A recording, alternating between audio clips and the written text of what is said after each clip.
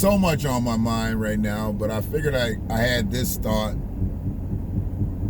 You can wait like 30 more seconds before you came outside to put your do-rag. Sometimes I think people do shit just to see if anybody like around them in their neighborhood is looking at them. He like was coming outside, you know, he's throwing his do-rag over his head and he looking around, and couldn't you wait like 30 more seconds inside, put your do-rag on, and come out, but everybody got to see you fly your do-rag?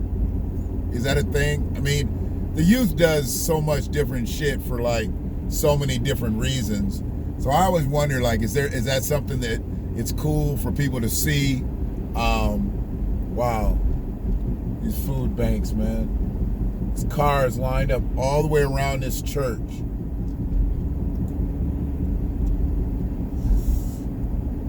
Sorry to be so random, all just, you know, because I really got on to this motherfucker to talk about the gig economy that's killing us.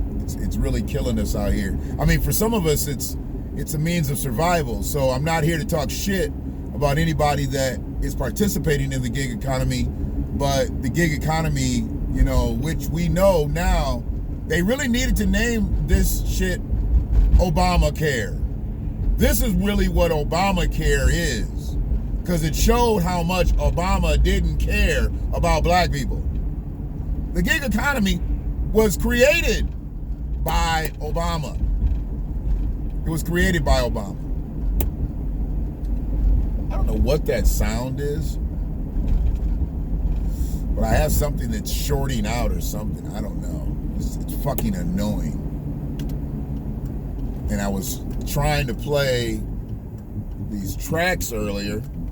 I'm gonna play them now, and if it just starts to pop up again, I'm just gonna cut the shit off. I don't know if it will or not. You know, turn it down, because the sound is just in my, it irritates my ears. Hopefully it goes away. If it doesn't go away and bothers me enough, yeah, it's bothering me enough already. All right, I'm cutting it off. Fuck it. It's got something to do with the stereo, and I don't know. And I don't have the money to get it fixed, so fuck it. You know, if I gotta pull anything out of this bitch, I'm gutting this bitch, and I'm getting a camera, I'm getting everything put in this motherfucker. You know, because it's all gotta sync up, and I don't like the way the Bluetooth don't sync up sometimes anyway.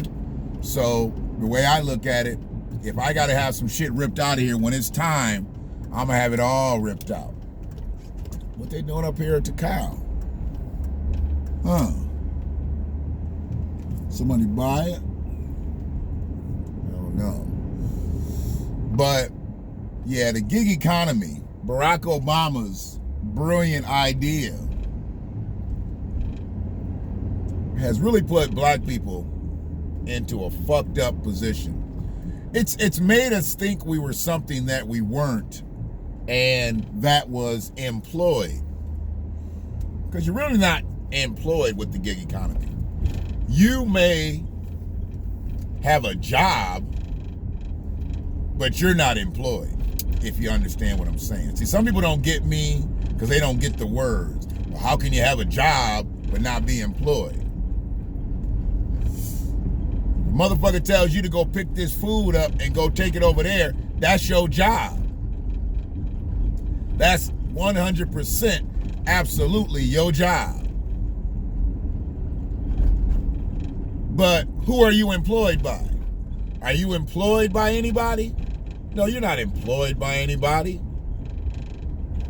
You're absolutely not employed by anybody. You are a contractor. Yes, you are. Yes, indeed. You are a contractor. Oh, man.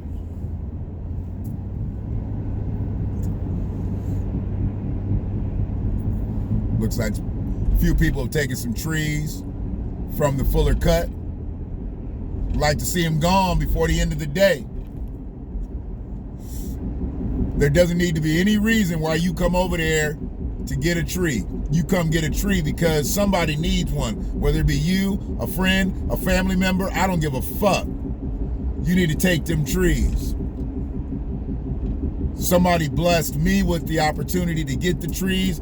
I didn't have anywhere to to take them, to be able to have people to pick them up. So I called a black businessman in the city of Ypsilanti, and he said I could put him on his property. His property. See, he didn't just say, well, let me talk to my boss and see if we can do it. No. I asked, could we put him on his property and then they can be picked up? And he said yes. The most important thing to me was the fact that I could call a black man and he had property, not just a business, because there's a difference between having a business and owning the property. And he was able to do that, and the blessings continue right there. The blessing will be when the trees get picked up, to see that grass once again in between his barbershop and that gas station. I want to see empty grass. That's how you keep blessings going. You don't get a blessing and then have that blessing stop because you don't manifest upon that blessing. So if you know somebody that needs a tree, tell them to get on over there to the Fuller Cut on E-Course in Ypsilanti, Michigan, and pick one up. Trees over there from 3 feet to 8 feet. So you got low ceilings, high ceilings, whether you just want a little small tree, whether you want that big tree, go get you a tree. Speaking of tree, I didn't know they made a Dollar Tree over here. God damn, that was just a Walgreens or some shit. Boy, we getting more Dollar Trees. We losing pharmacies, grocery stores, all kinds of shit. But they giving us all kind of Dollar Trees. They letting you know what kind of money they think we got out here, which gets back to the gig economy. Yeah, you can have a job but not be employed, okay? So you have a job but you're not employed. That means nobody is responsible for you. You are solely responsible for yourself. That means if you driving and dropping stuff off, you are solely responsible for the maintenance on your car, not the company you work for, you. So that comes out of the money that you get for delivering tacos to somebody. Every time you deliver tacos, you got to take maintenance fees, gas fees, insurance fees, all out of that taco money that you just got. When you do Uber, when you do Lyft, when you do whatever ride sharing service you do, you got to take your maintenance fees for your vehicle, your gas fees for your vehicle, your car note for your vehicle. You got to take all that out, each individual stop you make. But do we have it like that to be able to do that? Can we pull out a little dollar here, $2 here, $7 here, $9 here, every time we make a transaction to provide us with the resources to be able to pay our maintenance costs, our car notes, our car insurances? Do we have that money? No. We have to take every bit of money that we have, that we've made off of dropping off chicken, tacos, pizza, beer, wine, liquor, and people. And we got to utilize that money and put that money right back into our family wheel. The gig economy is not here to save us. It's not here to save us. It was here to pacify us. That's what it was. It was sent here to make it look like jobs were being created. No, opportunities were being created for all the CEOs, for all the executives in these companies. Tasks were being created for black people. We had tasks. And if you'd like to call them jobs, you can call them jobs. I have a hard time calling it a job.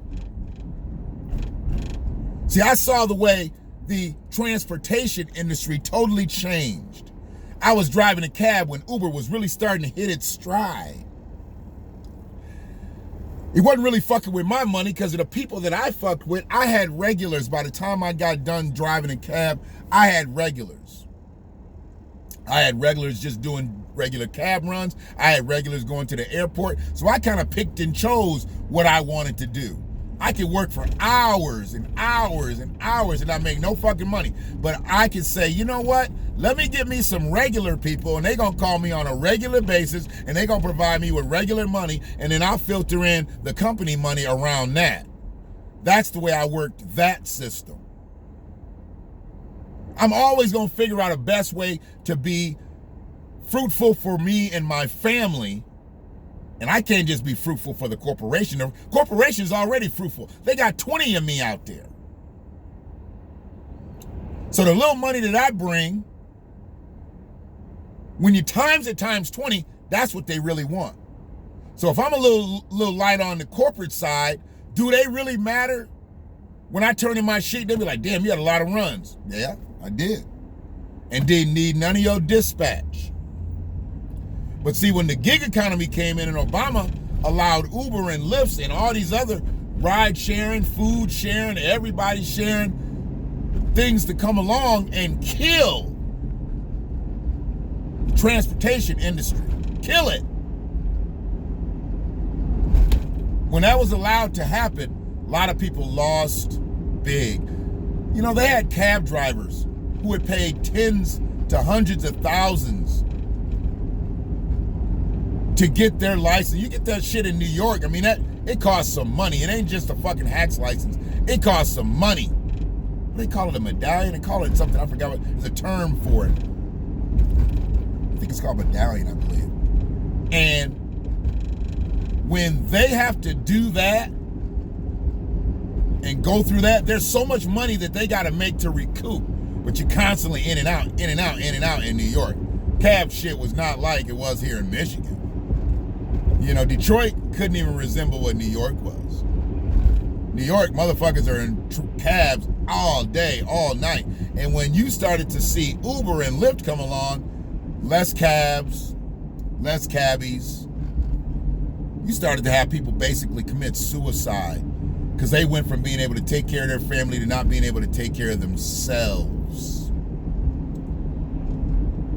Until you know what it's like to go from being able to take care of your family to not being able to take care of yourself, don't say shit to me.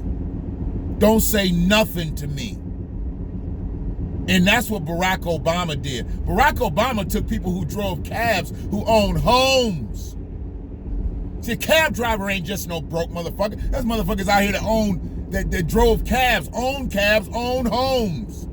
And when he put Uber in play, they lost the cabs, lost their homes, lost their families, some lost their lives. Why y'all fucking with me out here? When I talk restorative justice, when I talk reparations, I'm not just talking it because I think we need a few extra dollars.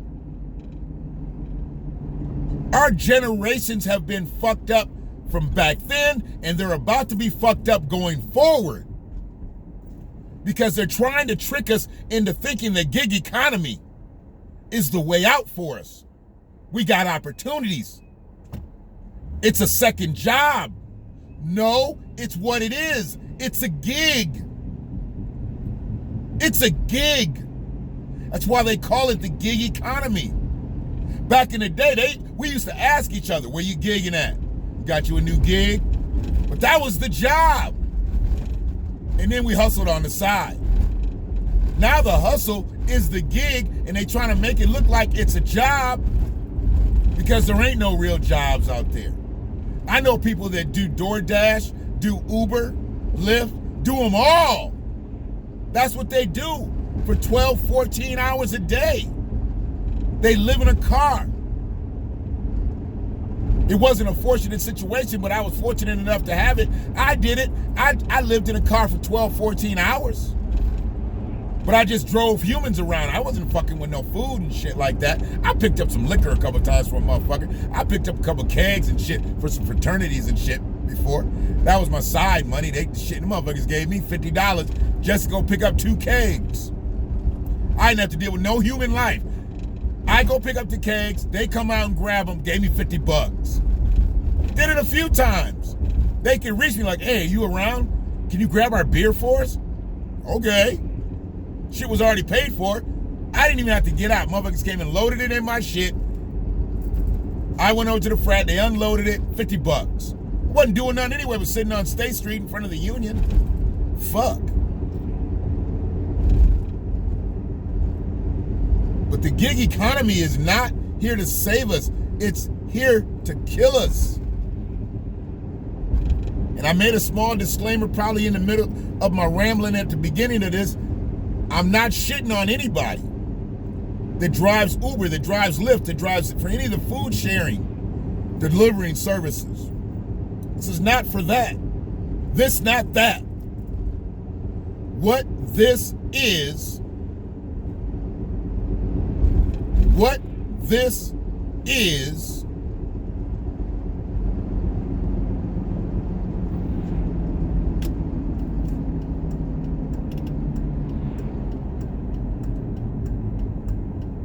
just trying to see how these two cars is gonna make it out. They looked like they was racing. One was trying to turn, the other one was going straight, and they looked like they was. I didn't know how that was going to end because the road bottleneck. You had to see it.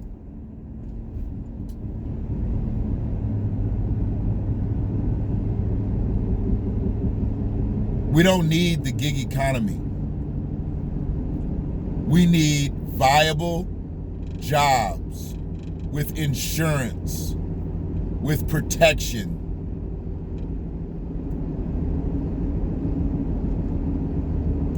Were people able to file unemployment driving Uber? Was that something they were able to do? See, I don't know. I don't know anybody. Well, I do know some people, but you know what? I never asked because they kind of just kept working. People still needed to go places. But I mean, when there's shutdowns, your clientele is going to go down. So are you able to collect unemployment driving Uber, driving Lyft, driving for DoorDash, driving for Grubhub? I know I'm giving some of these motherfuckers a free advertisement, but it ain't gonna be about 20 motherfuckers is gonna watch this video anyway, so it doesn't really matter. And if you're watching my video, chances are you've taken an Uber or you've driven Uber, driven a cab, driven something, and you understand. Or you privileged enough that ain't never had to do that shit, but now you understand. Man, I gotta get these fucking pans out of this car. This pan's been in this motherfucker since Thanksgiving Day night. They clean, they got washed. My daughter's dishes and shit. And just saw her and didn't give them to her. Crazy shit. Be having other shit on your mind, like fuck it. But yeah, man, we got to get this shit right. Where am I at right now? 17 minutes? Don't seem like 17 minutes. Well, I guess the clock don't lie. Clock don't lie. Men lie, women lie, numbers don't.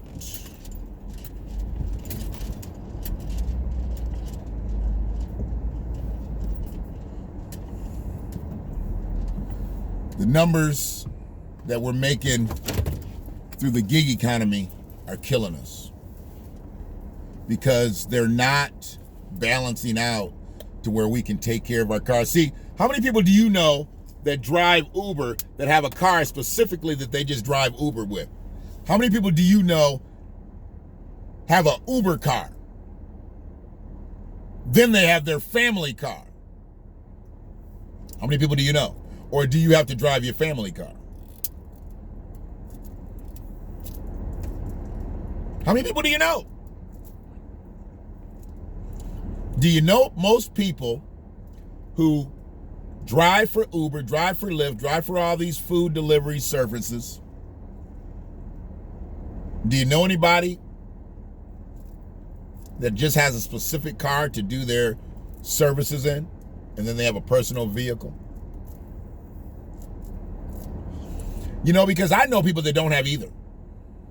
I know people that fucking get cars and they're basically renting the car to drive around to pick up people and to pick up food, and they have to pay a ridiculous amount for $700-800 a month. It's like twice, 3 times as much as somebody should be paying for a car note, but they're paying it to rent the car. So how much do you have to drive?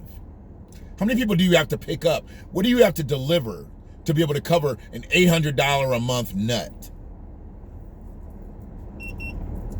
An $800 a month nut just to drive somebody else's car. So you can make some money to feed your family. You already starting out, $800 in the hole. Every fucking month, you're $800 in the hole. And every fare you get up until $800, where does that go? Do you save your first $800, pay your note, or do you have to pinch off a little bit, pinch off a little bit, pinch off a little bit, pinch off a little bit. Because they hit you about $200 a week. So out of with the money that you make each week, $200 is coming off the top. $200 before you buy any gas, $200 before you buy any wipes, before you buy any sanitizer, bottled water. If you're a professional ride share, you probably got bottled water in your shit. You got some Kleenex, you got some nets, you got some mint. You know, you got weekly shit you got to buy for your base. Before you do all that, you owe $200. Let's say you add another $200 for gas, because if you're driving all week, you're gonna spend at least $200 for gas. So now you $400 in the hole. And let's say you buy about $50 worth of accessories, mints and bottled water and Kleenex and wipes and different things like that. Motherfucker getting your shit and they ain't got a mask. You gotta buy a case of masks. you gotta buy a case of masks. Child mask and adult mask. You got that to spend? You got $450, $500 to spend every week before you make $1? No, you don't. But that's what the gig economy is. It starts you out in the hole. Then you make your way back to ground level. And then you hope and pray that you make a profit out of the shit. That's not the way it's spent. Y'all get the money and you spend it as fast as you get it. And then you forget about the note. And then you forget about the maintenance. And you forget about all the other shit. Only thing you might remember on a regular basis is to get gas and to keep whatever you got to keep in your car. But you don't think about that note. So let's just say that $800 always comes up creeping up on your ass. Yes, indeedy. It comes creeping up on your ass. And we all know. Don't nobody like nobody on their ass. Not like that. I don't like nobody on my ass no matter what. I know that there might be some women out there that like somebody on their booty, but I don't want to hear about no man that like nobody on their booty. Sorry. It is what it is. This ain't the videos for that. So yeah, the gig economy, if you're a participant in it and you earn with it, I'm riding with you.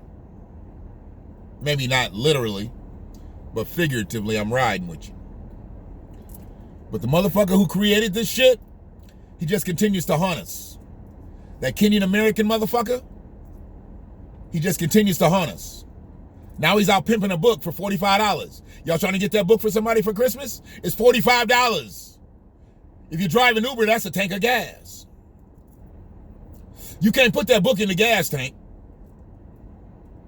$45. I'm gonna go check and see on Audible. Not that I'm gonna buy the motherfucker, but I'm gonna go check on Audible and see if it's $45 for the digital version. I wonder if he's charging any less for the digital version. He might be narrating it himself, so he probably charged extra $10 to get the Barack narrated version. $55, nigga. It's all good, man. Not really, but it is. I didn't really give no clear, distinct, introduction, but I think by now you know it's the BlackWatch. I appreciate anybody that's watching this video. Definitely subscribe to the channel. Hit the notification to let you know when I have a new dose up. I'm getting closer to 100 doses, man. I don't know what I'm gonna do for 100 doses. I've done something monumental, at 50. I did something monumental at 50. Let me see what I'm gonna do at 100. It's coming up. Got to do something big. I got to do something big. We'll figure it out. All the Negro whisperers out here, though. We got something to deal with them too. I ain't done with dealing with Roland. I just had other shit on the platform. I've been watching him though. I've been waiting for him to make another dumb move. Because I ain't came at him on Twitter or nothing like that. I'm gonna get on there today. Maybe I'll get on there today. See if I can agitate his ascot. It is what it is. I appreciate y'all. Keep supporting the BlackWatch. Share these videos, man. Let people know I need subscribers. I need subs. I need subs. You know, I'm like Umar. I don't need donations. I need subs. Subscribers, subs. Likers, subs. That's what I need. Don't worry about the donations just yet. I'm not really giving y'all anything to contribute to, am I? Y'all don't see all the flashy graphics and everything that like a lot of people got out here. I get it. Like, why would I get that motherfucker money? All he do is drive around in his car. If you gonna give me some money, at least give me some gas money. But I don't even ask you for that, see? I don't be in your pockets like that. But I'm trying to be independent enough to where, you know, I know YouTube's my vessel right now, but I don't really want no vessel other than me. I want to be able to launch my own shit. Or launch my shit on somebody's independent shit. Why do we need to be dependent on services? Why can't we be dependent on ourselves? The main reason is reparations. We need to be restored. We need solvency before we can just start, you know, getting shit. We got some people out here who got large platform, who have networks, who have all kinds of shit. They could probably put us in play, but maybe that's just really not their aim. Or maybe nobody's really brought anything to the table. But we need our own internet platform for our own black media. People just don't subscribe and like for no reason. They do it because this is where they want to be. And I appreciate the people that have subscribed to my channel thus far and watched my videos thus far. That lets me know, because I'm going long. I'm over 20 minutes. If you here all this time, you where you want to be. And there ain't nothing else out there, you know, that's keeping you from that. So that's a beautiful thing. But yeah, I'm on it, man. I'm on it. I'm gonna stay on it. Protect everybody out here, man. Protect all your people. We don't know where the enemy's coming from, what angle they're coming from. So we gotta protect everybody. Women and children first. Marginalized, compromised people second.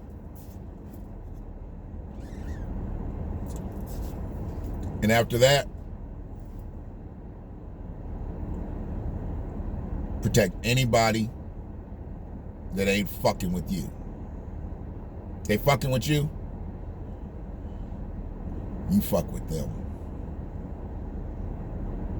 I'm a black man, and I watch shit. That's why it's the BlackWatch. One love.